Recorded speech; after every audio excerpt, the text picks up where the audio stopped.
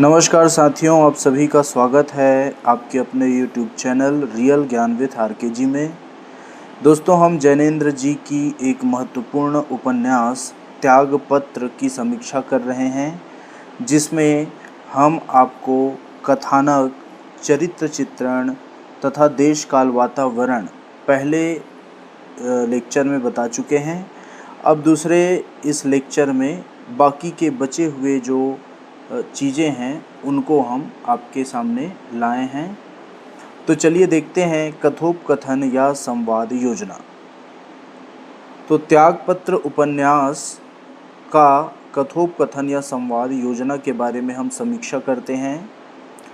नाटकीय शिल्प विधान में तो कथोपकथन नाट्य रचना के प्राण तत्व होते हैं।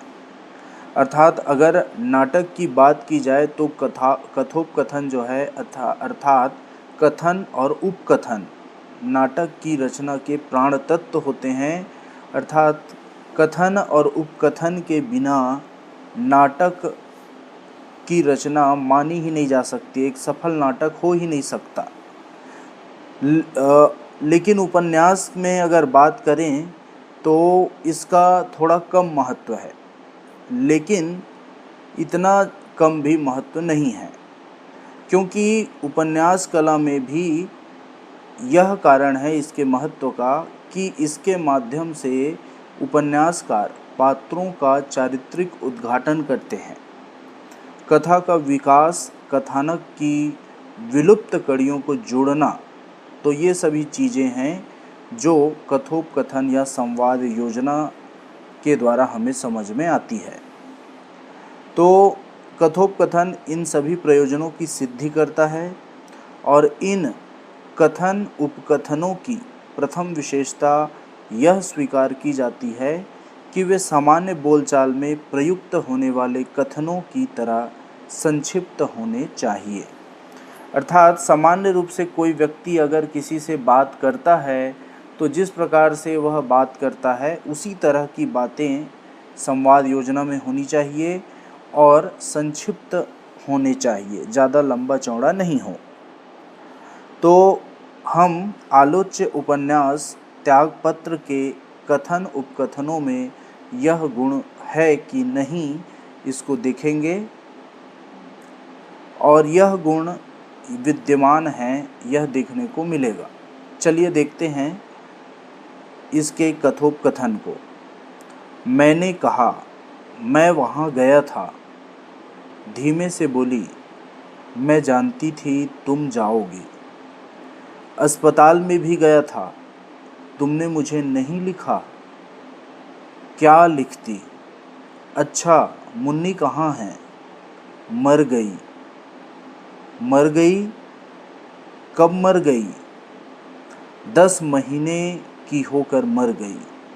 रोग से मरी, कुछ भूख से मरी। मिशन वाले उसे मांगते थे, दे क्यों नहीं दिया?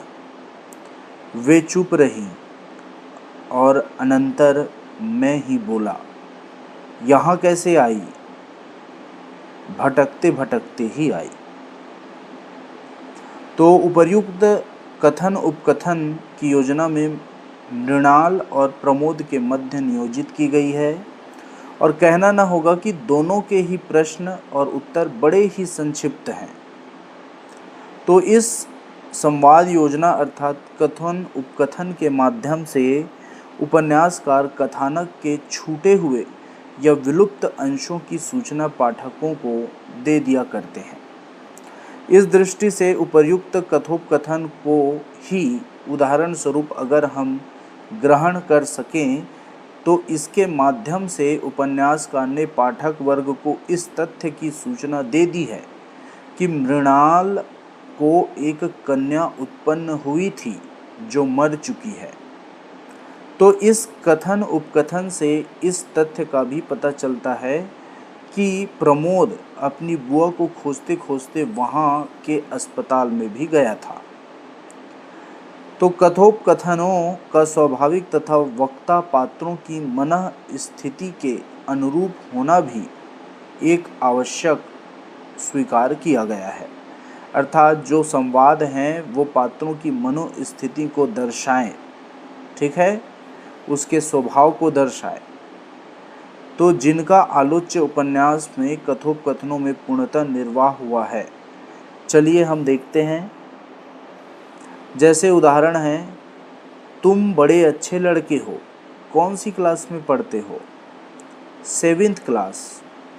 7th क्लास, खूब। प्रमोद, जाकर कहना मैं अभी 1 महीना यहीं हूँ, समझे? मैं खूब समझ गया था। क्या समझे? मैं 1 महीना यहीं हूँ। शीला के भाई इस पर खूब हंसे। तुम नहीं भाई, मैं। तो उपर्युक्त कथोपकथन पूर्णतः स्वाभाविक है और बच्चे से जैसा कहा जाता है वह उसको प्रायः उसी प्रकार दोहरा दिया करता है, चाहे ऐसा करने से अर्थ में परिवर्तन हो जाता हो। यही कारण है कि शीला का भाई प्रमोद को समझाने का प्रयास करता है कि वह 1 महीने तक यहीं रुकेगा, किंतु प्रमोद से इस बारे में पूछे जाने पर वह जो उत्तर देता है उसका अर्थ यह निकलता है कि प्रमोद 1 महीने तक यहीं रुकेगा। तो पात्रों की मन स्थिति के अनुकूलता की दृष्टि से यहाँ पे एक और उदाहरण आपको देखने को मिल रहा है। देखिए, थोड़ी देर के बाद कहती, तुझे पतंग अच्छी लगती है? मैं कहता, हाँ। तू पतंग उड़ाएगा? मैं कहता, बाबूजी मना करते हैं। इस पर वह एकाएक मुझे अंक में भरकर उत्साह के साथ कहती, हम तुम दोनों संग संग पतंग उड़ाएंगे, खूब दूर, सबसे ऊंची। उड़ाएगा? मैं कहता, पैसे दो, मैं लाऊं। वह थोड़ी देर मुझे देखती। वह दृष्टि अनबूझ होती थी, मानो मैं उन्हें दिख ही ना रहा हूँ। मुझसे आर पार होकर जाने वह क्या देख रही है। एकाएक शिथिल पड़कर कुछ लजाकर कहती, चल रे, पतंग से बालक गिर जाते हैं। तो उपर्युक्त कथोपकथन में विशेषतः मृणाल द्वारा कहे गए उद्गार उसकी मनोभावना के पूर्णतः अनुकूल है। इससे साफ जाहिर होता है कि प्रमोद के प्रति वह आकर्षित है और उसके साथ साथ पतंग उड़ाने की कामना में के मूल में उसका यह आकर्षण ही क्रियाशील है। हाँ, अंततः वह अपने विचार पर स्वयं ही संकुचित हो उठती है और इसीलिए लजाकर पतंग उड़ाने से इनकार कर देती है। संक्षेप में कहा जा सकता है दोस्तों कि आलोच्य उपन्यास त्यागपत्र में कथोपकथनों की योजना सफल रीति से की गई है। चलिए अब हम इस उपन्यास की भाषा शैली पर नज़र डालते हैं। तो भाषा शैली की दृष्टि से अगर देखा जाए तो त्यागपत्र उपन्यास में जैनेन्द्र ने अपने अन्य उपन्यासों की भांति ही कहीं अतीव सरल तथा कहीं अत्यधिक सांकेतिक और गूढ़ भाषा शैली का प्रयोग किया है। शब्दावली की दृष्टि से उन्होंने भाव अभिव्यक्ति में सहायक, तत्सम, तद्भव, देशज और विदेशी इन चारों प्रकार के सभी अर्थात लगभग सभी प्रकार की शब्दावली का प्रयोग इन्होंने किया है। उनके प्रायः सभी उपन्यासों और कहानियों में एक सी विशिष्ट प्रकार की भाषा शैली का प्रयोग किया गया है और उसे पढ़कर तुरंत इस बात का ज्ञान हो जाता है कि यह जैनेन्द्र की रचना है। तो इस विशिष्ट प्रकार की भाषा शैली का प्रयोग इनके सभी उपन्यासों में, सभी रचनाओं में देखने को मिलता है। जैनेन्द्र ने देशज शब्दावली का भी पर्याप्त मात्रा में सार्थक प्रयोग किया है। कुछ उदाहरण हम देख लेते हैं देशज शब्दावली का। जैसे, तू अब उसे कभी याद मत करियो, तो यहाँ पे जो करियो शब्द आया है वह देशज शब्दावली है। हम लोगों का असली घर पछाह की ओर था, वहाँ अपनी गिरस्ती अच्छी तरह संभालना। बुड़ी मुड़ी करके मेरी ओर फेंक दिया तथा नाहक किसी को क्यों तकलीफ दोगी। तो इन वाक्यों में आप देख सकते हैं देशज शब्द का प्रयोग है। उसी प्रकार विदेशी शब्दों का भी प्रयोग किया गया है इनके द्वारा, जैसे माय डियर और पोजीशन शब्द आदि शब्दों का तो प्रयोग किया ही गया है। कहीं कहीं आवश्यकतानुसार अंग्रेजी के वाक्यों का भी प्रयोग किया गया है। त्यागपत्र उपन्यास मनोविश्लेषणात्मक उपन्यास है, अतः उसमें इस श्रेणी के उपन्यासों की तरह पात्रों के मनोभावों के सूचक उद्गारों एवं स्वगत कथनों की बहुलता है। जैसे बुआ ने कहा, बता मैं आज तेरी क्या हूँ। कभी यह सच था कि मैं तेरी बुआ थी, पर इस बात को मैंने अपने हाथों से तोड़ ताड़ कर धूल में पटक दिया है। धूल में से उठाकर उसी के निर्जीव छूछे पिंजर को तू हठपूर्वक सामने लाकर सत्य कहना चाहता है। यही झूठ है। मैं कहती हूँ प्रमोद, मुझे मेरे भाग्य पर छोड़, जा जा, अब यहाँ मत ठहर। देर तक यहाँ रहेगा तो ठीक ना होगा। तो इन सभी वाक्यों को आप देख सकते हैं और अन्य उदाहरण आपको दिया जा रहा है, जैसे फिर उसी बेबस भाव से मुझे देखते रहकर मानो यंत्र की भांति उस खत को फाड़कर नन्हे नन्हे टुकड़ों में भर दिया। तो इसमें उत्प्रेक्षा अलंकार है। शीला ऐसी हो गई जैसे ऊद बिलाव के आगे मूसी, तो यहाँ पे उपमा अलंकार है। यहाँ पे शीला की उपमा ऊद बिलाव की तरह कहा, ऊद बिलाव के आगे मूसी अर्थात मूसी की तुलना की जा रही है, शीला और मूसी। उसी तरह मैं यूँ तो काफ़ी बड़ा हो चला था, निरा बच्चा अब नहीं था, तो भी मैं उस समय बुआ के अंक में चुपचाप बालक सा पड़ा रहता था। उपमा। उसी तरह गर्म तवे पर जैसे जल की बूंदें चटक कर छिटक रही है, वैसे ही मेरी ओर से कोई ठंडा बोध तब विस्फोट ही पैदा करता। तो यह दृष्टांत अलंकार है इसमें। तो जैनेन्द्र जी की भाषा शैली के संबंध में कहा जा सकता है कि जैनेन्द्र जी की भाषा शैली आत्मीयता एवं विश्वसनीयता के विशेष तत्वों से समन्वित है। उनके भावों में समाहार, संक्षिप्तता और अपनत्व की प्रभविष्णुता है और वहाँ विशेष रूप से विद्यमान है। भाषा दार्शनिकता के कारण सजीव होते हुए भी लाक्षणिक व्यंजना से कुछ बोझिल अवश्य है। अतः सामान्य पाठक के लिए लाक्षणिक व्यंजना एक गोरख धंधा भी बन जाती है, किंतु प्रबुद्ध पाठक के लिए, थोड़ा सा बौद्धिक झुकाव रखने वाले पाठक के लिए वह दुर्भेद्य तो नहीं ही कही जा सकती। अर्थात जो प्रबुद्ध पाठक है, इनके वाक्यों को, इनकी जो वाक्यों की शैलियाँ हैं, उनके अर्थ हैं, उनके गुण अर्थ को समझ सकते हैं।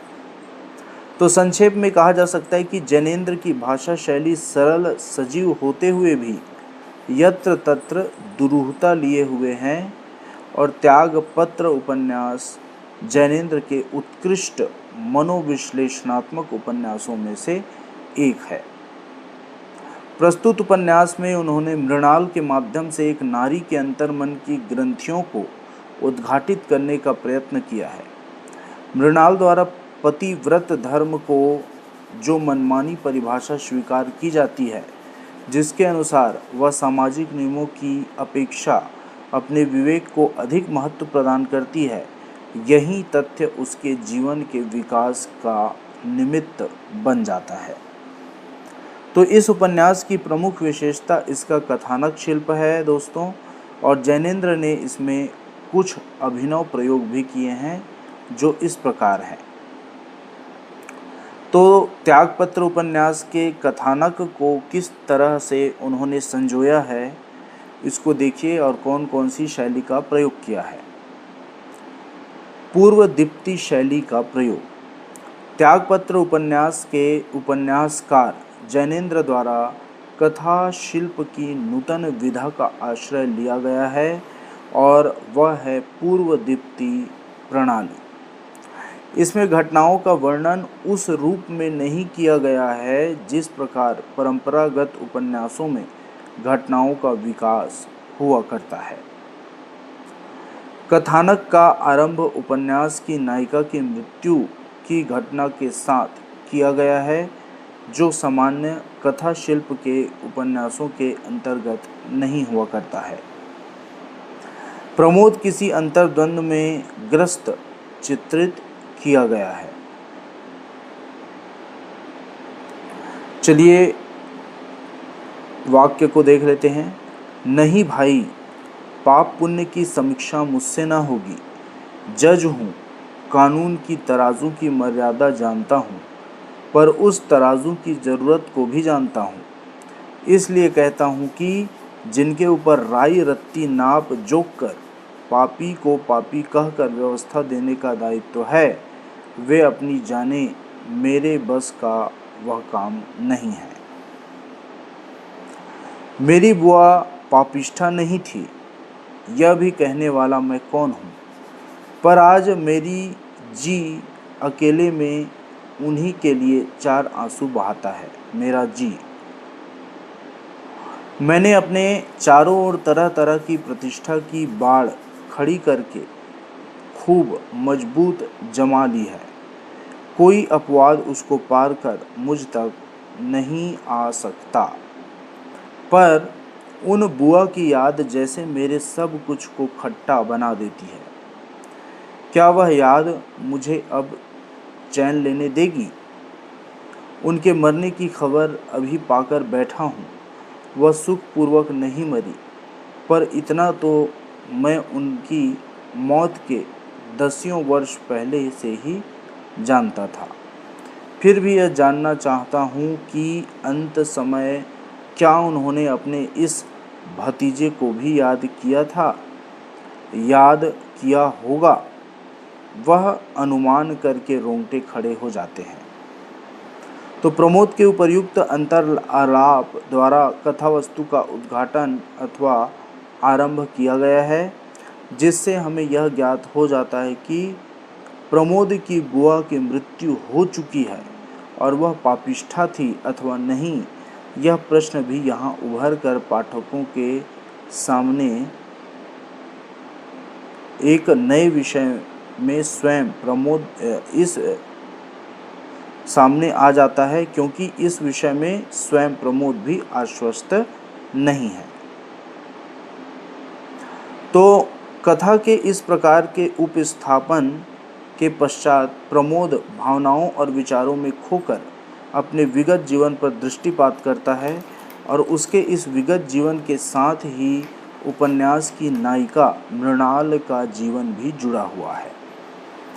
तो अपनी वंश परंपरा का परिचय देते हुए प्रमोद स्पष्ट करता है कि उसकी बुआ उससे 4-5 वर्ष बड़ी थी और माता पिता की मृत्यु हो जाने के कारण वह प्रमोद के माता पिता के संरक्षण में पाली पोसी गई थी। तो पूर्व दीप्ति शैली के माध्यम से ही प्रमोद ने मृणाल के अप्रतिम सौंदर्य पर इन शब्दों का प्रकाश डाला है।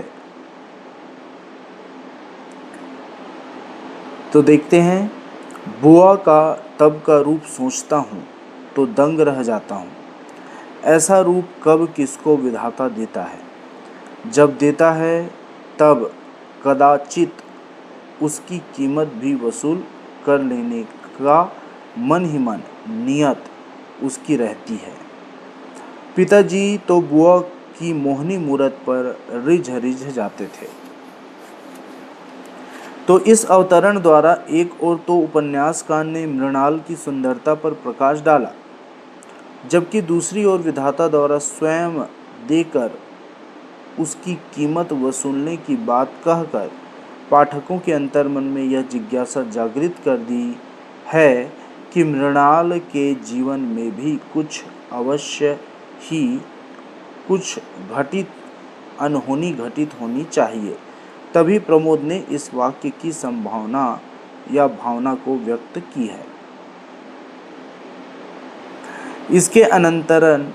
इसके अनंतर उपन्यासकार ने पूर्वदीप्ति शैली के माध्यम से ही उन घटनाओं का चित्रण किया है जिनसे प्रमोद और मृणाल की घनिष्ठता पर प्रकाश पड़ता है।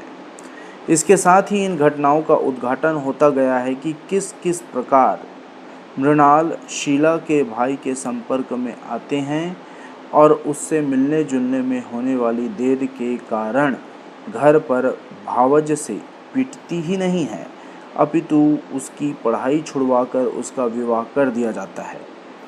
आगे की घटनाओं पर प्रकाश भी प्रमोद के आत्म आलाप या चिंतन के माध्यम से ही डाला गया है और उसके स्वपति से विच्छेद, एक पुरुष के साथ भागकर दूसरे नगर में आ रहने, उसको भी छोड़ देने पर ट्यूशन पढ़ाकर गुजारा करने और वहाँ से भी उखड़कर गंदे लोगों की बस्ती में रहने की घटनाएं भी इसी प्रकार विकसित हुई है। अतः कथानक शिल्प की दृष्टि से आलोच्य उपन्यास की प्रथम विशेषता तो यही है दोस्तों कि उस युग में जब मुंशी प्रेमचंद कथा जगत पर छाए हुए थे और उन्हें उपन्यास सम्राट कहकर गौरवान्वित किया जा रहा था, जैनेन्द्र ने उनकी लीक से हटकर एक दूसरे प्रकार का कथानक अपनाया और कथा योजना में भी एक नूतन प्रकार की कथा शिल्प का प्रयोग किया। अब दूसरी बात आती है दोस्तों, कथानक में विश्वसनीयता का समावेश। वैसे त्यागपत्र की कहानी एक सर्वथा काल्पनिक कहानी ही प्रतीत होती है, किंतु उपन्यासकार ने ऐसे कौशल से काम लिया है कि यह हमको किसी सच्ची घटना पर आश्रित कहानी प्रतीत होती है। इस उद्देश्य के लिए उपन्यासकार ने कृति के आरंभ में ही निम्नांकित टिप्पणी देकर पाठकों के मन में यह भ्रांति उत्पन्न करने की चेष्टा की है कि यह एक सच्ची घटना पर आधारित उपन्यास है।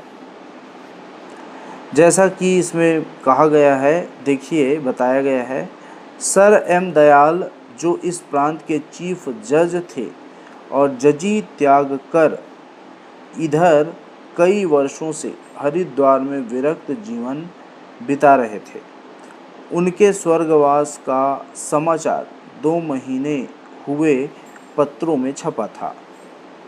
पीछे कागजों में उनके हस्ताक्षरी के साथ एक पांडुलिपि पाई गई थी, जिसका संक्षिप्त सार इतस्ततः पत्रों में छप चुका है।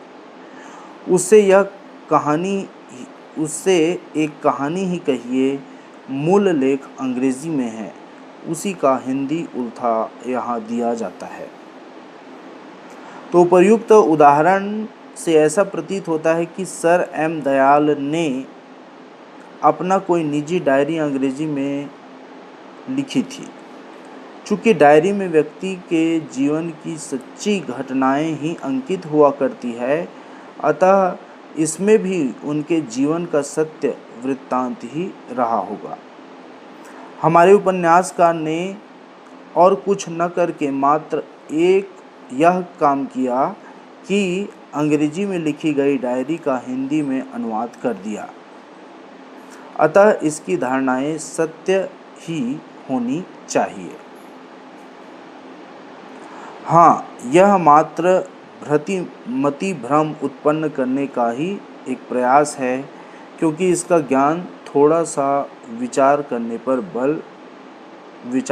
पर ही हो जाता है। जिस व्यक्ति के कागज पत्रों का उल्लेख किया गया है उसका नाम एम दयाल है, तो उपन्यास के अंत में भी यह व्यक्ति, जिसका मूल नाम प्रमोद मिलता है, न जाने कैसे एम दयाल के नाम से हस्ताक्षर करते दिखाया गया है। एक उदाहरण देखिए, बुआ तुम गई, तुम्हारे जीते जी मैं राह पर न आया। अब सुनो, मैं यह जजी छोड़ता हूँ, जगत का आरंभ सम आरंभ ही छोड़ दूंगा। औरों के लिए रहना तो शायद एक सिरे में मुझसे सीखा न जाए, आदतें पक गई हैं, पर अपने लिए तो उतनी ही स्वल्पता से रहूँगा जितना अनिवार्य होगा, यह वचन देता हूँ। तो इस तरह से आप देख सकते हैं। उसी प्रकार भगवान, तुम मेरी बात सुनते हो, वैसे चाहे न भी दो, पर वचन तोड़ूं तो मुझे नरक अवश्य ही देना। और यहाँ पे हस्ताक्षर एम दयाल लिखा गया है और तारीख में 3-4 तारीख को लिखा गया है। तो इसी के साथ सही करता हूँ कि जजी ने अपना त्यागपत्र मैंने दाखिल कर दिया। हस्ताक्षर एम डी और तारीख 4/4। तो हम इस संदर्भ में तथ्य की ओर संकेत करना चाहते हैं कि प्रमोद ने अपने पहले हस्ताक्षर एम दयाल के रूप में कैसे किए हैं और एम से क्या मजिस्ट्रेट शब्द संकेतित है। यदि यह बात हो तो भी हस्ताक्षर करते हुए व्यक्ति अपने पद को अपने नाम के अंश के रूप में प्रयोग नहीं करता। हस्ताक्षरों में दूसरा शब्द दयाल है। उपन्यास के प्रारंभिक अंश में लेखक ने सर एम दयाल का उल्लेख किया है। हो सकता है कि दयाल प्रमोद का सर नेम रहा हो, किंतु इसमें प्रमोद का कहीं भी उल्लेख नहीं है। जब उपन्यास में सर्वत्र प्रमोद का नाम उल्लेख मिलता है, किंतु वह व्यक्ति अपने हस्ताक्षर एम दयाल के नाम से करता हो, तो यह कैसे स्वीकार किया जा सकता है कि ये दोनों व्यक्ति एक ही हैं। वैसे इसके साथ ही यह भी कहा जा सकता है कि यदि प्रारंभिक अंश में और उपन्यास के अंश में पी कुमार के नाम से भी हस्ताक्षर किए जाते तो भी यह तथ्य इस बात का प्रमाण नहीं हो सकता था कि इस उपन्यास की सभी घटनाएं वास्तविक और सच्ची है। इसके बाद हम देखते हैं कि इसके कथानक का और क्या विशेषता है। तो इसके कथानक का विशेषता है दोस्तों मनोवैज्ञानिक चित्रण की प्रधानता। आलोच्य उपन्यास के कथानक शिल्प की एक अन्य विशेषता है कि इसमें स्थल स्तर पर मनोवैज्ञानिक चित्रण को स्थान देना है। एक आलोचक ने उचित ही लिखा है कि त्यागपत्र उपन्यास की सर्वप्रथम विशेषता यह है कि इसमें सर्वत्र मनोविज्ञान का आश्रय लिया गया है। यूँ तो प्रत्येक उपन्यासकार अपने उपन्यास में स्वाभाविकता के रक्षार्थ मानव मन का आश्रय लेता है, किंतु जैनेन्द्र जी की विशेषता यह है कि उन्होंने मानव मन की गुत्थियों को पकड़ा है और उनका विश्लेषण किया है। मानव की कुंठाएं क्या है, उनके कारण क्या है और उनमें अनुरूप कार्य क्या है। तो यह जो है संपूर्ण उपन्यास इसी पर आधारित है और इस साथ ही यह भी दूसरा मुख्य कार्य विषय है कि नारी को चाहे कितनी भी पतन की ओर क्यों न चली जाए, उसका सहज स्वाभाविक अहम कभी नहीं मरता है। तो मृणाल के माध्यम से जैनेन्द्र जी ने इस अहम भावना का अत्यंत सशक्त चित्रण किया है। तो दोस्तों इस उपन्यास में यौन कुंठाओं के चित्रण में जैनेन्द्र जी जो है फ्रायड के यौन सिद्धांत से विशेष रूप से प्रभावित है और फ्रायड का मत है कि मूल रूप में वासना प्रत्येक नर नारी के मन में विद्यमान है। कुछ उसे परिष्कृत रूप में व्यक्त करते हैं और कुछ उसी मूल रूप में। तो यहाँ तक कि बच्चों तक को भी यह वासना भावना प्रधान होती है। पुरुष का नारी के प्रति और नारी का पुरुष के प्रति अवस्था विशेष से आकर्षित होना तो स्वाभाविक ही है, इसके अतिरिक्त भी अवचेतन में यही काम भावना प्रत्येक अवस्था में विद्यमान रहती है। तो मृणाल शीला के भाई के प्रति और शीला का भाई मृणाल के प्रति आकर्षित होता है, यह तो अवस्थाजन्य काम भावना है। जैनेन्द्र जी ने फ्रायड के सिद्धांत से प्रभावित होकर अन्य अवस्थाओं में भी काम भावना की उत्पत्ति मानते हैं। मृणाल तथा प्रमोद में बुआ भतीजे का संबंध है। अवस्था में भी अंतर है, किंतु फिर भी लिंग विपर्य होने के कारण दोनों में परस्पर एक दूसरे के प्रति आकर्षण है।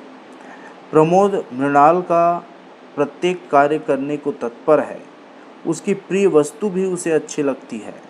शीला का भाई उसे भी अच्छा लगना इसका एक उदाहरण है, और वह प्रत्येक उचित अनुचित कर्म मृणाल की प्रसन्नता के लिए करता जाता है, महज एक आकर्षण के वशीभूत होकर ही। अब दोस्तों हम इस त्यागपत्र उपन्यास के उद्देश्य में आ जाते हैं, जो कि बहुत ही महत्वपूर्ण है और यह औपन्यासिक दृष्टि से आखिरी तत्व है। इसको हम प्रतिपाद्य के नाम से भी जानते हैं। तो चलिए दोस्तों देख लेते हैं इस उपन्यास को लिखने का उद्देश्य आखिर क्या है, किस उद्देश्य से जैनेन्द्र जी ने इस उपन्यास को लिखा। तो आलोच्य उपन्यास की वर्ण वस्तु और उसकी परिणति कुछ ऐसी उलझनमयी है कि स्पष्ट रूप में यह नहीं कहा जा सकता कि रचनाकार का उद्देश्य या संदेश क्या है। फिर भी जैनेन्द्र ने मृणाल का जिस रूप में चरित्रांकन किया है और उसको अनेक प्रकार के दुख दर्द सहन करते चित्रित किया है, उससे यह स्पष्ट हो जाता है कि उनका ध्यान उन समस्याओं को उभारने की ओर केंद्रित रहा है, जिनके कारण मृणाल को अंततः वेश्यावृत्ति के लिए विवश होना पड़ता है। तो इस उपन्यास का रचना काल सन 1937 ईस्वी है दोस्तों। यद्यपि फिर भी नारियों की सामाजिक स्थिति में सन 2026 तक भी विशेष परिवर्तन नहीं आया है, किंतु उन दिनों तो नारियों की स्थिति और भी अधिक बदतर थी। तो दोस्तों पहला उद्देश्य हो गया नारियों की सामाजिक स्थिति को दर्शाना। दूसरा उद्देश्य हो गया पैतृक संपत्ति में नारियों का अधिकार नहीं, इन चीज़ों को भी दर्शाया गया है।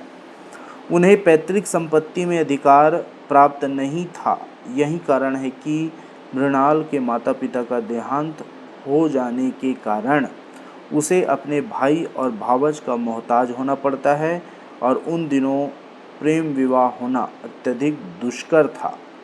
यद्यपि यह नहीं कहा जा सकता कि इस दृष्टि से आजकल की परिस्थिति में कोई विशेष परिवर्तन आ गया है। विशेष परिवर्तन न आने पर भी चलचित्रों के प्रभाव तथा सरकार द्वारा अंतरजातीय विवाहों को प्रोत्साहन दिए जाने के कारण आजकल का व्यक्ति प्रेम विवाह को चतुर्थक दशक की अपेक्षा अधिक मात्रा में सहन कर सकता है। हाँ, उन दिनों जैसा कि स्वाभाविक था, मृणाल की पढ़ाई ही बंद नहीं कर दी जाती, अपितु उसका शीघ्र विवाह किए जाने की जल्दी में तथा सम्यक दहेज न जुटा पाने के कारण मृणाल का विवाह अधेड़े उम्र के एक दुहाजू व्यक्ति के साथ कर दिया जाता है। इसके अतिरिक्त त्यागपत्र में जैनेन्द्र नियतिवाद भी परिलक्षित होते हैं, और यही कारण है कि वे भाग्य में विश्वास करते हैं। इसका क्या उत्तर है? तो उत्तर हो अथवा न हो, पर जान पड़ता है कि भवितव्य ही होता है, अर्थात नियति का लेखा बंधा है। एक भी अक्षर उसका यहाँ से न वहाँ से ठीक ना हो सकेगा। वह बदलता नहीं है, बदलेगा ही नहीं, पर विधि का वह तर्क किस विधाता ने बनाया है, उसका उसमें क्या प्रयोजन है, यह भी कभी पूछ कर जानने की इच्छा की जा सकती है या नहीं। तो दोस्तों, इस तरह से इस उपन्यास को लिखने के बहुत सारे उद्देश्य हमने गिनाए। पहला उद्देश्य, नारियों की सामाजिक स्थिति कमज़ोर थी, उसको सही करने के उद्देश्य से। दूसरा, पैतृक संपत्ति में अधिकार प्राप्त करने के उद्देश्य। प्रेम विवाह को अत्यधिक दुष्कर माना जाता था। उसी तरह इसमें नियतिवाद के लक्षण भी है तथा नीति का जो लेख बंधा रहता है वो सबके लिए रहता है और न उसमें कुछ कम किया जा सकता है न कुछ ज़्यादा किया जा सकता है। तो वह एक न एक दिन उजागर होता है जो नीति में है। इस प्रकार की मंशा लेकर यहाँ पे इस उपन्यास को लिखा गया है। तो आशा है आपको समझ में आया होगा। बहुत अच्छे तरीके से मैंने यहाँ पे आपको बताने का प्रयास किया है। अगर आपको समझ में आया हो तो लाइक कीजिए, शेयर कीजिए, और अन्य किसी रचना पर आपको अगर कोई समीक्षात्मक वीडियो या अन्य किसी भी प्रकार की रचना में वीडियो आपको चाहिए तो कमेंट बॉक्स में कमेंट कर सकते हैं, हम उसे पूरा करने का प्रयास करेंगे। तो दोस्तों, आज के लिए इतना ही। धन्यवाद।